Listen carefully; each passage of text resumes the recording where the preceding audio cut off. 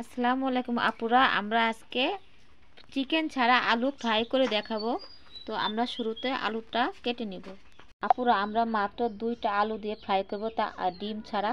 ঘরে যে উপকরণ থাকবে সেটা দিয়ে। এখন আমি এটাকে সুন্দর করে ধুয়ে নিব, যাতে এটার মধ্যে ময়লা বা কিছু না থাকে। এই যে আপুরা দেখেন, যারা অনেক বাচ্চারা বিকেলে খুব ঝামেলা করে, খেতে চায় না বা নাস্তা দাও, এখন সময় নেই, তাহলে কি করবেন? আপনারা ঝটপট আলু ফ্রাই করে বাচ্চাকে দিবেন, তাহলে অনেক খুশি হবে। দেখুন আমরা কিভাবে বানাবো, আপনারা দেখলে বানাতে পারবেন। আপনারা আপনাদের মতো সাইজ করে কেটে নেবেন, চাইলে মোটাও করতে পারেন, চাইলে চিকনও করতে পারেন।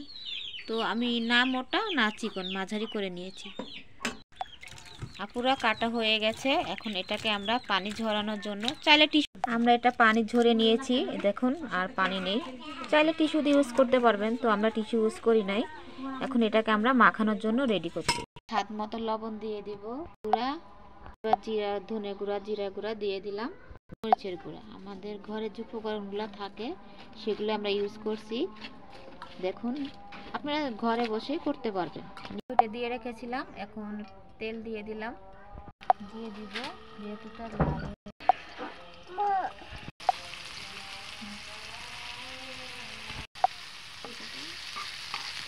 এই যে আপুরা দেখেন, একটু কালার আসছে, আরো লাল হতে হবে, এখনো পুরোটা হয় নাই।